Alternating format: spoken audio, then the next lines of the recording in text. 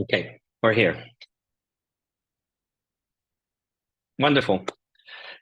So welcome everybody to one of the first series again of this year, webinars at BTS. Today, I have the pleasure of introducing you to John Black and Fernanda Rocha from Blackbot. As you know, my name is Germán León. I'm the director of the User Experience Program at BTS. And we have a fascinating theme that we're going to be talking about. So before I introduce the theme, I'd like to leave John and Fernanda to introduce yourselves for the audience. Whoever wants to go first. Okay, thank you so much for having us. I consider myself a curious person. In fact, I often joke that I suffer from morbid curiosity. And this has allowed me to work in various areas of the design industry, including creativity, innovation, business, and in the last 5 years, futures. So this is my kind of way in this professional career, but also I'm a founder of this company called Blackbot, as you said. So this is me. I don't know, John, if you want to present yourself. Yes, I'm John Black. My real name is Jonathan Alvarez. I'm from Mexico, both Fernanda and I, and we are partners in life and partners in the same company that we founded. And yes, creativity is the base of the thinking of this company. Obviously, when we discover the different, deeply analyze and understanding about design, I feel in love of the concept. I feel that it's a new concept, even then everybody is involved in the design culture. They need to be involving every day and changing, and it's touching every aspect of the human life. So we are a design company, thinking in design, not just in the graphic design world. It's a very understanding more deeply of design, and is amazing for us. Thank you for having us, and yeah, it's amazing to be here. And thank you for BTS for having these beautiful places to discuss and to talk about these interesting points. Thank you, John. Thank you, Fernanda. So we have a very interesting set of questions. Given the fact that we only have 45 minutes, I'm going to frame these 3 questions with the following sentence. There is both a lot of fear and excitement when people talk about artificial intelligence. So it's like no middle ground. It's either it's Terminator going to kill us, or we're going to find the cure for all diseases and live forever. Yeah, we are like in this dichotomy. In the world of design, one of the things I teach to my students is that if you look around, everything that is around you, absolutely everything has been designed by a human being. From the screens that we're watching right now, the floors, the chairs that we're sitting, everything has been touched by humans. So there's a way in a reflection, the space of design is really expanded. But now artificial intelligence comes in and it's demonstrating to have human capabilities. And these capabilities are starting to make us question whether design will be gone or will disappear completely. And if so, that's the big question. Do you think that there will be a world where humans will no longer be designing themselves and will be more like puppeteers controlling an AI? Or will we get to the point that will be the AI actually telling us what to do? And if that's the case, what do you guys think? Let's start there. First of all, I'm totally agree with you. You are absolutely right. Design is in everything. Even our language is design, and this is amazing. But in the same order of ideas, I think that we must accept that engage with design is to shaping the culture. So, and this sometimes has undesirable or unexpected effects. Precisely because of this, as designers, we need a critical perspective. You know, for me, this means that in one hand, we must be open to the use of new technologies, of course, as AI or whatever. But on the other hand, we should use different theoretical frameworks to question how we use these tools in our processes, and how they will affect the outcomes that we launch into the market. So in my point of view, the design and the designers and creators and creative people will not to disappear, but evolve. And design is always evolving, because design is human-centered, and humans always are changing. So for me, I'm not worried. I'm maybe in the more middle point. I not feel fear, but I'm also have a critical point of view about this. But I'm really excited, because for me, this is an opportunity to question ourselves and question the design, and make more complex questions, because as I said yesterday in another talk, we are here for questions, and machines, algorithms, AI are here for answers. So our labor as designers, as human beings, is make good questions. I'm trying to answer the first question, that's about the fear. Yes, I feel fear every day. And I feel excitement also, and also disappointment, all in the same day, all time. It depends what is your position right now. I think, and it's my opinion, there exists two different positions where you can understand what's happening in AI world and technology world. The first position is like a consumer. And yes, from that perspective, the velocity, the disruption, the speed of the different advances every day in this industry is huge.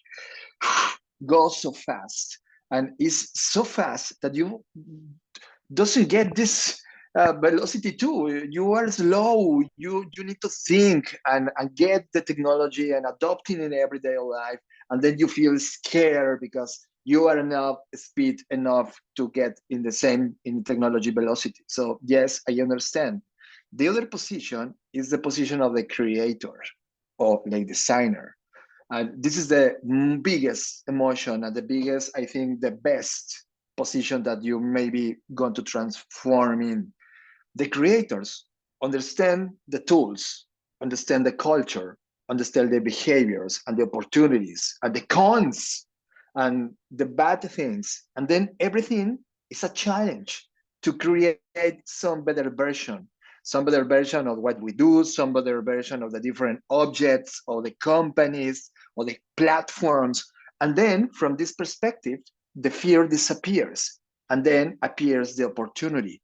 So right now, in every technology aspect, we live in, yes, in this emotional day every day, but at the end of the day, I prefer and I feel more powerful in the creator's perspective. So my recommendation for you, and it's just a recommendation, is understand where are you playing today, in a consumer world or in a creator world. In a consumer world, yes, understand, I feel fear, but in a creator world, I feel empowered. And maybe this is gonna be interesting for you. Oh, I was on mute, sorry. I agree fully. So there's these two perceptions, the creators and the spectators. And one of the things that I'm concerned about is that I think spectators in general are the average people out there who just all of a sudden one day woke up, didn't even know that there was a company working for 10 years, created something that will potentially replace their jobs. And I do remember that moment, the uncomfortable moment of truth, where I was at a party with my son and some other folks, and someone who's actually a good friend of mine, she's a translator. And they were asking like, oh, what do you do? What do you do? And I said like, well, I work on artificial intelligence. They looked at me like, so you're the kind of people that's taking my job away, right? Because it was like bound to happen. For translators in particular, ChatGPT generated a really, really big gap and actually reduced their problem. It's happening at multiple levels. So the problem, I believe, is that for spectators, it's difficult to position themselves as creators because their status quo has been changed. Their concepts have completely changed. Now, having said that, we as designers and engineers and people in other professions feel that there's some level of control, that we understand that things can be used and changed. But the reality is that potentially, if we look at how fast this is eating up entire industries, there will come a point where we will potentially take so many humans of different jobs that exist today that we're going to create a problem for ourselves, right? And one of the things that I'd like you to expand is on the concept that you guys brought multiple times in multiple conversations we have had about the idea of human plus human, human plus machine plus human, and human plus machine, machine. And even the one which is machine, machine, machine, where there is no humans involved. And that's the scenario that, although it's futuristic, and when I mean futuristic in tech terms, it's like 10 years, not even 20 years. That change of model means that the design function will get disrupted to the point that the profession itself might no longer be curated. So there are two questions here. The first one is, if you can tell us about the framework. And the second one is, if this framework exists, how do we control that framework keeps humans in the loop, or do we just let it go and stop considering that opportunity? Maybe I'll try in the beginning, trying to answer this.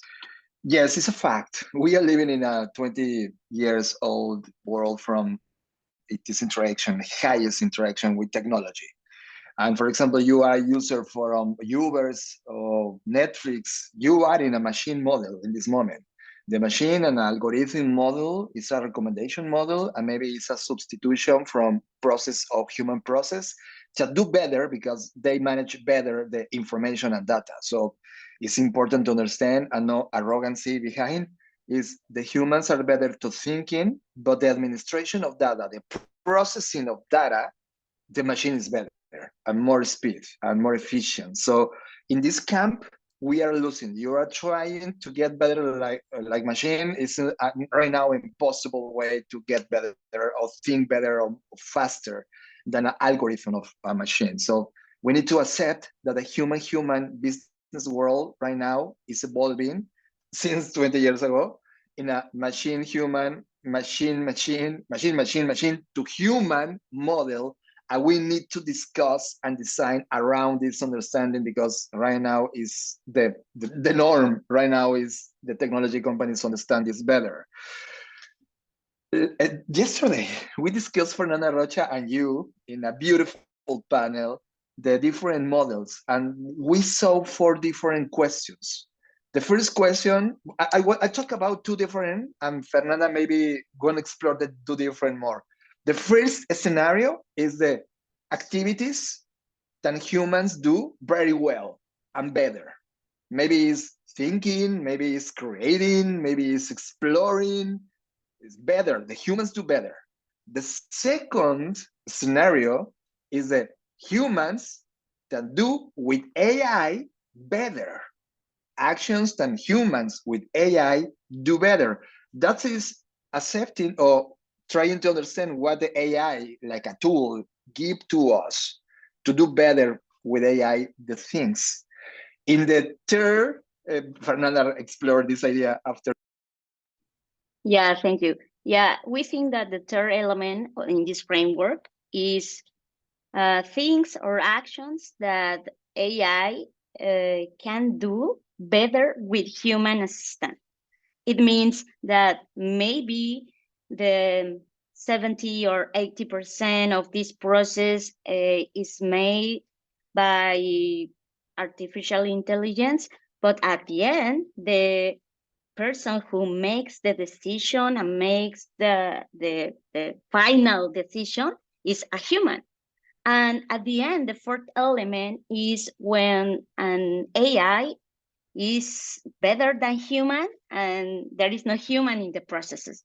So for us, in these 4 scenarios, it depends about your object, about even your position, your ethical position. What do you want to do with your company, your startup, your project, your life even? In this territory, what is the role that you want to play? In our case, in Blackbot, to be honest, we are in the middle. It means in our process, we use only human ideas, but at the end, we are constantly confronting, comparing these ideas with AI, because we are exploring to what it means. And so for me, it's very, very interesting to combine our ideas and or ideas with these technologies. And even with the students, we are talking about this, and they discovered that maybe they have the same ideas of AI. And this situation challenge the humans' ideas, because if I have the same ideas, maybe we need to be more creative. Maybe we have to be more use more in a different way or imagination. So this is our situation as Blackbot. We use the platform, use AI, but in the 70 or 80% of the process, we still using our minds as creators. So this is maybe a framework that could help. I need to add something, and you said it very right, Germán, about the status quo. Right now is a disruption about the status quo, and all the system was designed for get these humans in the specialized world, and the specialization is all about the I don't know, 60 years of education and the model of education around the world. And right now, these specialist people that doing very well the process and very specializes about one thing, right now is transforming in generalist. People that understand, no unique his discipline, is understanding more generalist in politics, economics, design, culture, sports, technology, etc.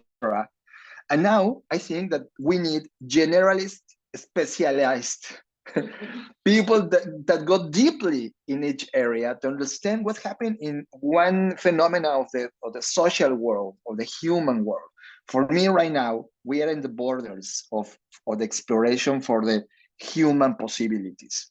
And of course, in these possibilities, we need to accept that some of the qualities of to be human, for example, manage data, maybe we need to lose that skill and give them to the machines to process this information in order to get more time to think and, like Fernanda said before, do better questions.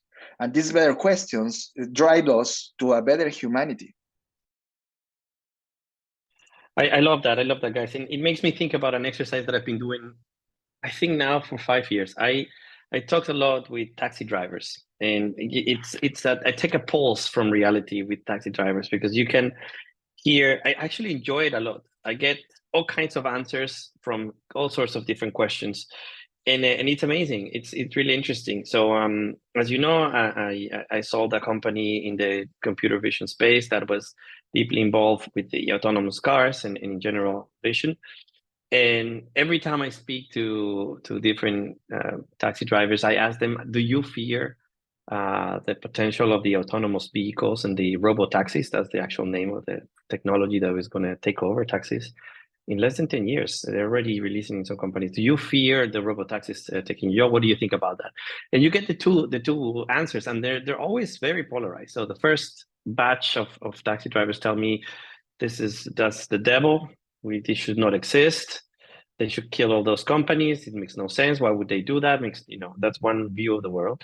The other world is, and that has been more than once, actually 2 times, very surprising. They say, wait, let me explain to me a little bit, what is this concept? And they ultimately say, but are you telling me that instead of me driving all this time to make my wages, I could have not only one taxi, I could have 5 taxis and make as much as 5 taxis working 24/7? And so that answer kind of explains exactly what you're talking about. Now we have the creator mindset and the sort of spectator answer. And I think we, for years and years, have been trained as a society to be more of spectators, to say like, I'm going to wait to see the government, what they decide, or take action or stop something. But it's now almost a fact that it's really difficult to stop these sorts of movements, particularly in artificial intelligence. Not even the governments can compete, and so there's a new trend, and I think I think you nailed it with the concept of the specialized generalist, because as you look at the world in terms of data, and data becomes a new element for design, that element of design, which is data, makes you realize that everything has depth. Everything has depth. If you're a carpenter, if you're a really good carpenter, you know everything: the tools, the materials, the type of wood, the fibers on the wood, how should be cut, and so on and so on. So everything goes to a certain level of expertise that expertise is better applied with the machine. And maybe looking at the world and the evolution, the data that we have, that the world is actually shrinking in terms of population, that although we have currently a huge climate crisis, it's actually declining the issue because the population is decreasing. Most people are moving to cities, so we're creating hubs where actually nature is being repopulating in other areas. So it's actually all the negativity, when you look at it from a data standpoint, gets contrasted, and it's very different. So how do we educate future designers and developers to have more of the creator mindset, and to evangelize that these opportunities are just basically changing not necessarily what we do, but how we do things and how our society performs? What do you guys think? First of all, I think we have to question what we really want to delegate to technology. So, and defend the parts that we want to always belongs to humans. For example, the initiative. Currently, AI needs instructions, need a human that programs, etc. So the initiative today belongs to humans. We have initiative, we have curiosity, we have intention, we have intuition, and this is just human being. For example, in creative process, one of the best parts of for me, at least, is when you generate ideas. However, what we sometimes call boring work has value not because of the action itself, but because of the learning it provides. So maybe we need this kind of boring jobs, because with this kind of boring jobs, we learn different perspectives.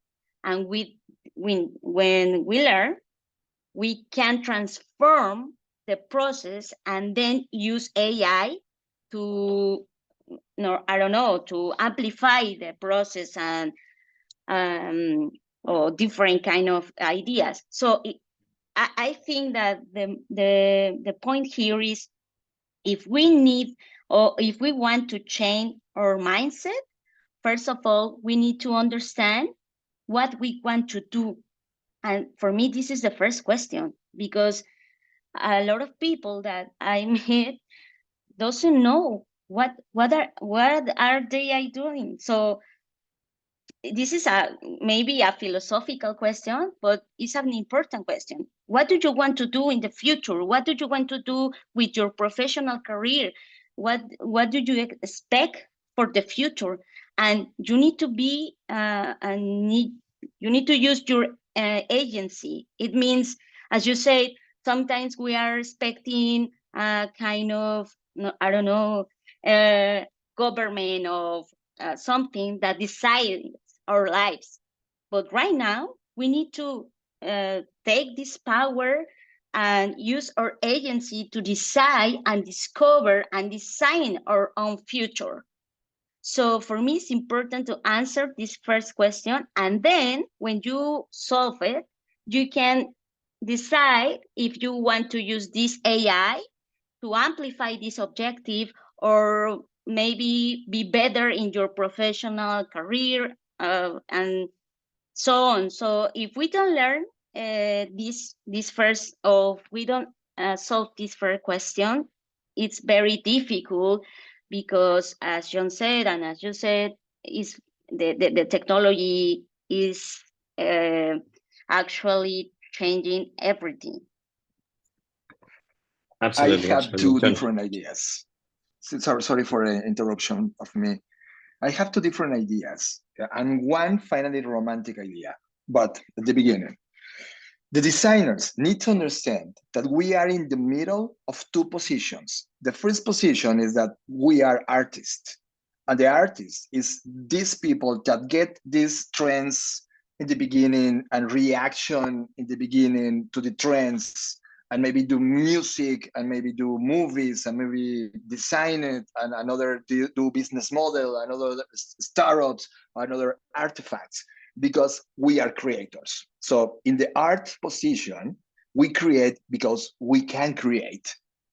In the second position, we are performers. Exist the world of performers, people that understand very well the different phases of a work or different process to do better the world and manage the companies. So there exist two worlds, arts and performers. The designers living in the middle, they are the filters between the art world and the performer world. And the problems of the performer world, because they are very obsessing in the present, but the artists see the future, they connect the ideas from the artist to the performance world. So the designers really think in how to solve the problems. So look around. We are surrounded by problems, the highest and challenges that humanity has explored or feel in all history. So right now is the biggest moment to be a designer. So this perspective of the designer connects the problems and the answers of the artist. The second idea, look the sports. This year is gonna be Olympic year. And by the way, near of this place in France, in Paris, gonna be awesome. But look this movement of sports. In the sports and entertainment of sports, they are professional performers. Understand this, professional performance, the high level sports. What is your level like a designer or like a creator? Yeah, I see the point. Is we are creating free with no performative way. Let me explain this. We need to become in professional creatives, professional designers with a very, very, very high level about the process of how we create. And right now it's created just for inspiration or just by a industrial process. We need to find how to hide the level using the different tools like AI. So if you connect this, I go to the third idea. In the third idea, look around. When AI comes to life, and the next decade, or maybe the next 5 years, everybody is touching the AI world. When AI gives us the answers to a lot of questions, we need to do better questions, understand better the problems. So the thinking of human and creatives and designers, we need to be very curiosity and has this innovation thinking and this intentional thinking and this curiosity thinking around our actions. And this human thinking is the new luxury, because at the beginning, it's going to be a lot, a few of these kind of humans thinking in this kind of design and process and very professional in the doing. And we need a lot of these humans solving the problems of the world. So I understand that the design and the designers has the biggest opportunity in the world in this moment, because we need to fix everything that has wrong, and we need to resolve the different challenges that we are facing like a humanity. And just the designers and the creative people has these capabilities. But in order to get the best, we need to be best humans, professional humans, doing this deployment of design. Yeah, it's wonderful, John, and it reminds me of the concept that was being talked a lot about the experience economy. So I fully agree. I think that we have had for many years the concept of the idea that there are jobs that should stay there, and kind of they don't evolve, which is problematic, and we see it on our governments. Our governments are these blocks of different hierarchies and processes and so on, which are required to function, and that makes sense, but do not really evolve, and that is problematic for humans in general. So if we just stay purist and do not go political and say, okay, if we were to decide how a society should perform and become more socialist or humanist, or think about more like be completely free and become more capitalist, let everybody decide for themselves what their value is. If we were to apply that similar metaphor into what the artificial intelligence movement is doing to people, what do you guys think about the experience economy? Does it mean that every individual has now the responsibility to make sure that they have a service or a product that offers value in a completely new society? And this product or service is not necessarily a problem. It can actually be an experience that is improved. And this opens up an opportunity for completely new industries to be born, to completely new experiences to be born, which at the moment probably only live in the minds of a few people that haven't had the opportunity and time to expand and explore this concept. So if I am this, let's say, a designer, and taking a broader sense of a designer, let's say that I'm a lawyer and I fear that my job's going to go away and I have no value, but I really love the idea of an experience economy, and I want to jump into this AI new train and leverage that and create a new experiences.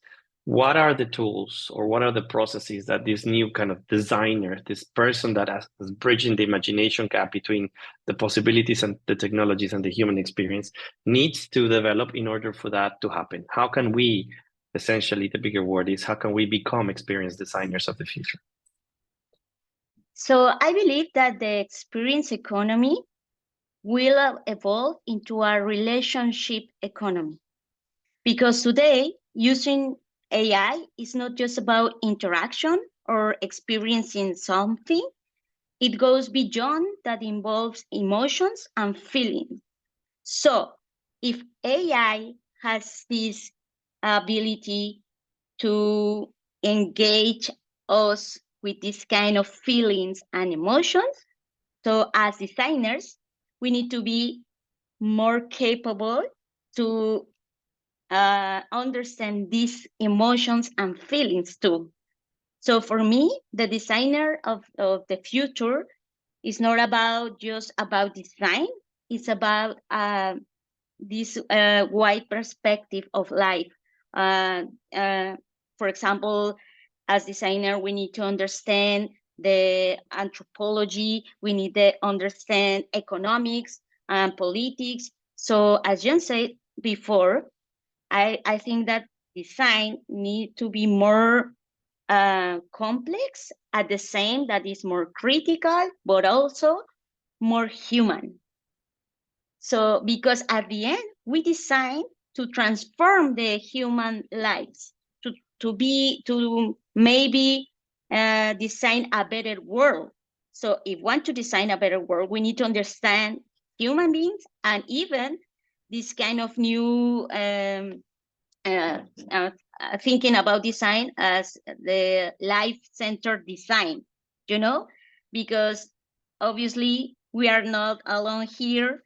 We are in this planet with other species, so we need to develop different skills around how we have this relationship between humans, of course, humans and machines, but also humans and nature, humans and other species, because this is another conversation. In the nature, there is also a lot of intelligence too.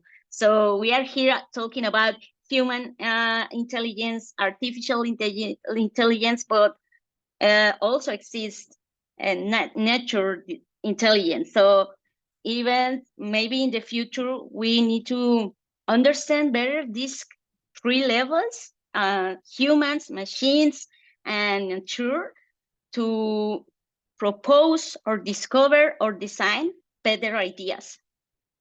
Oh, look, that is beautiful. I try to do two ideas in this conversation. We are living in this transformation right now, in the present. We are right now living the profit-centric world, transforming in a human-centric world. And that's where we're living the experience economy right now. And the discussion is about the interaction and this human-centric. But what Fernanda is saying, and it's beautiful, is understanding this evolution. Evolution is the process how the natural world designed. But the natural world has millions of years to do in this process. And we just living in maybe 80 years or maybe 90 years if we are lucky. So we need to get this faster. But in order to trying to understand how the natural world design, we need to get this evolution from experience, and I agree with Fernanda, from experience to relationship. The AI and interactions with the AI is the beginning of a new relationship.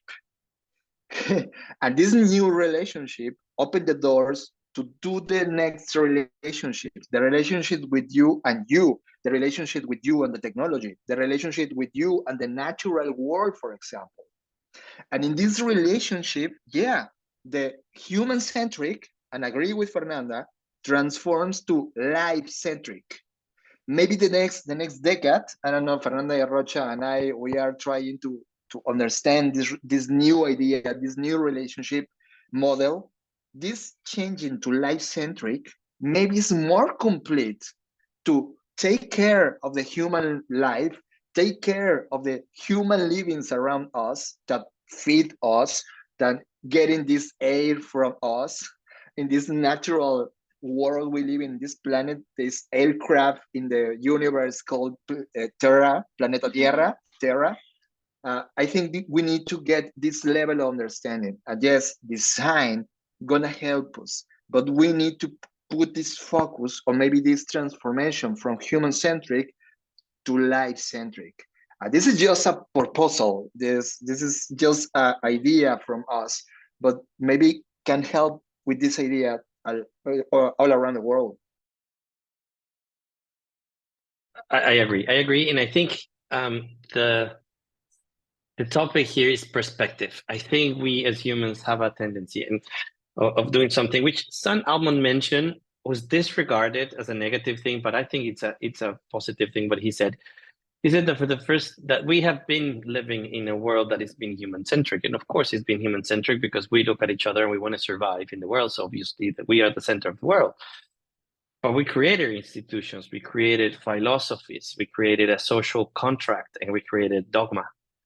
And dogma is actually now what is being challenged. So the way that I see things moving ahead need to completely change the center. We have to now understand how vulnerable we are. And just to give you, to start wrapping up a little bit, most people do not understand that we ourselves don't even know if we're unique in the universe or there are other living forms in the universe. We have no idea. We humans have been in planet Earth for millions of years, and we don't know truly if there's another intelligent species like ours. But it's absolutely crazy to think that we are just going to be moving on the way we have always been, because that is not natural. We live in a rock that travels hundreds of thousands of miles away through space that is never in the same spot, because we're going around the sun, but the solar system is actually flying miles away in empty space through a huge galaxy of galaxies and so on and so on. And there's so much unknown, and the human species could potentially disappear entirely, and no one cares. Everybody's thinking about what am I going to eat tomorrow, and because of the construction that we've created around politics and economics and so on, and that construction is 100% fake. If the world would end tomorrow and we will wake up again as humanity, the birds don't know the difference between France and Spain. They just fly through the skies. The whales don't speak Chinese or Mandarin. They just swim. The construction that has been built in our world at the moment, it's what's being shaped. And I think we have to be courage enough to say we need to start letting it go, because it might not be the best construction for our society. It might be that the best way of leveraging our capabilities and intelligence is learning to be creatives and learning to build something that makes us even more human. So I want to wrap up with one sentence, and I want your comments. It's not really a question. Do you guys, we are in an era now where humanity is going to disappear, or is humanity going to evolve and be supercharged? What do you guys think about that? Maybe answer first. Maybe both at the same time. Because as you said, the reality is fake. So, but seriously, I think that the future or the futures, that is the correct way to refer to the future. The futures always are this paradox, are this contradictory thing. So maybe we will not to disappear completely, but maybe we going to face different problems about climate change, etc. So yeah, it will be difficult, but also, as history taught us, humans always find this kind of magical thinking or solving that at the end rescue us. So maybe we're going to evolve in a different species, intelligence or mindset, etc. And this transformation maybe push all of us to be, as you say, accept or irrelevance at the same time, that this empower us to use our singularity to evolve and think about the next generation. Yeah, here I love this place because here in Barcelona we have this Sagrada Familia, and for me this is the most the most wonderful build, because teaches about the future. Someone think that I can build this cathedral, and maybe a lot of years after, this is also in constructing. So this is humanity. We obviously, as a live person, we have this begin and this finish, but we need to think about the next generation. What happened with the people that will be born in the next 100 years? So for me, the future is about this kind of mindset. Not just thinking in the present, not just thinking in myself. Even we need to think about the future, and also in a more collective way of thinking. This is my perspective. Beautiful. What about you, John? Yeah, you already say it? Dogma is challenged, and I agree. I think that evolution doesn't stop. It's not waiting. It's a permanent process, a natural process. And we, like a species, like humans, we are arrogant because we love the processes and we love the repetition. We are a living animal of repetition and habits. And maybe this is our lesson. In the next years, we're going to lose millions of living beings, humans, plants, animals. And that's going to be very bad for humans. It's going to be black days, very difficult days. I think that we're going to experiment the highest point of evolution. And I see that technology, the technology that we have, and maybe you call it AI, of internet, or all the technology that we designed, like a pencil, the language, the fire, all the technology that we have, the survivors, is going to be the better adapted to that situations. So I think that we in this moment, in this line of the present, we have this possibility to take the responsibility to be an augmented humanity. And the augmentation is not about the use of the technology. It's about how we using all what we know to design a better life for a better humanity. I think in that opportunity is a lot of business too, because the preservation of the humans is a big business. And maybe just for business, not for the humanity, just for business, we can do the better we can. So I think that the designers in this generation need to this statement for his life. Who or what kind of design I am? Because I'm not enough. I not have the tools. I not have this knowledge or this perception of the opportunities and challenges. Maybe I would die. And this is a risk for everybody. Right now, I don't know what is your position. You are the owner of a company, or you right now are existing in this minute, in this planet. We are living in the same challenge and the same opportunity. But right now, for you and for me, we are doing the best. We are trying to understand. We're using technology. We questioning. We designing the future.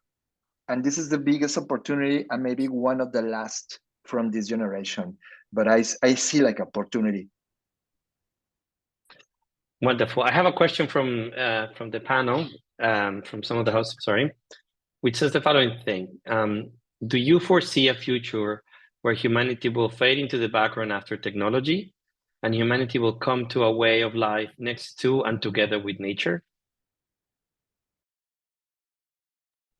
That's a good question. From my perspective, the increasing presence of AI and robotics also in our daily lives presents both opportunities and challenges. I don't foresee a future where humanity fades into the background after technology.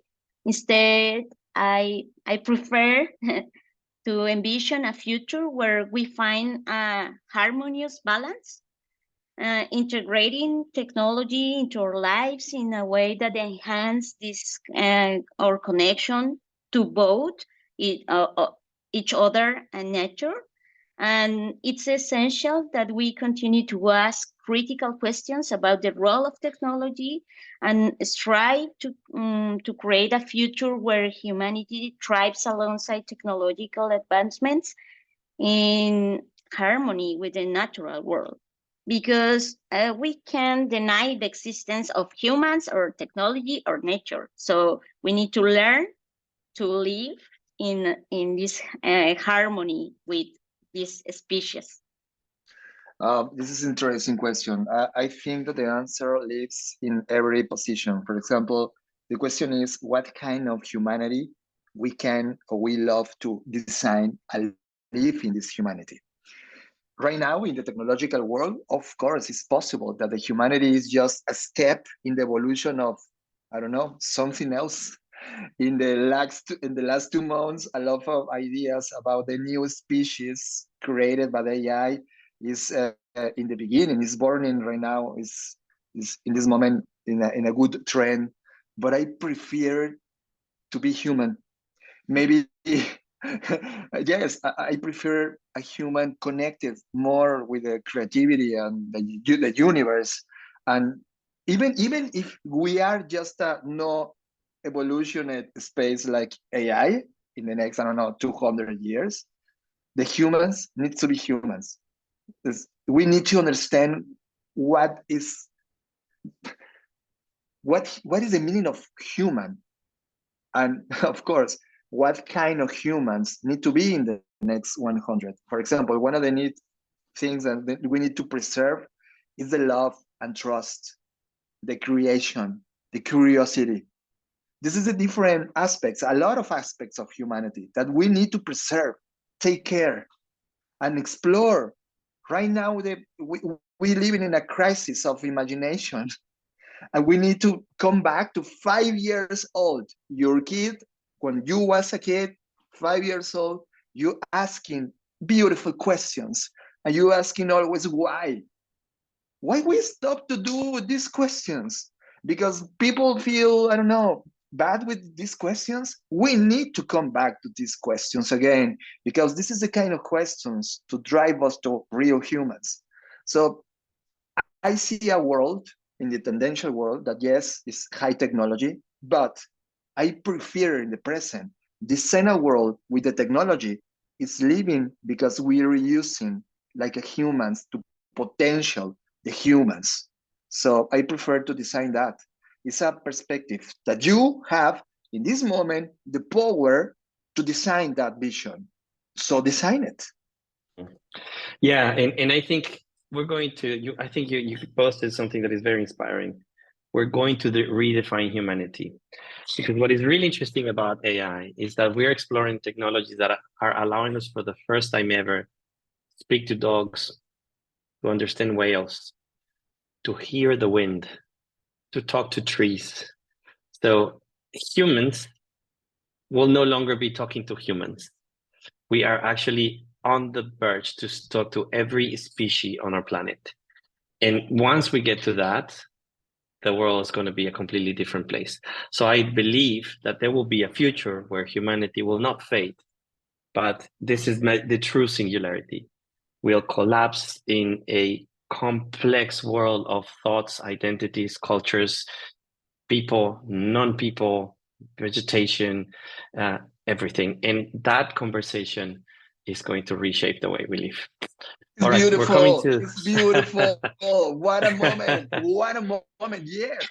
Yeah, it's like unlocking new powers, you know? Yeah, It's, absolutely. it's very, very, very, very lovely, this kind of thing. Yeah, guys, as usual, this has been fantastic. We need like another life, no, to continue our conversations. It's like the days are too short, and Of I course. thank you so much for first of all for visiting us here in Barcelona. It's been tremendous. You're coming back. That's very good news. You're going to be obviously with me and with other folks that we're meeting, building this momentum of AI for humans and for good humanity, redefining humanity. I just want to give you, if you have one last thought or one last comment that you want to share with the students and with the people that are looking at this webinar, what would that be?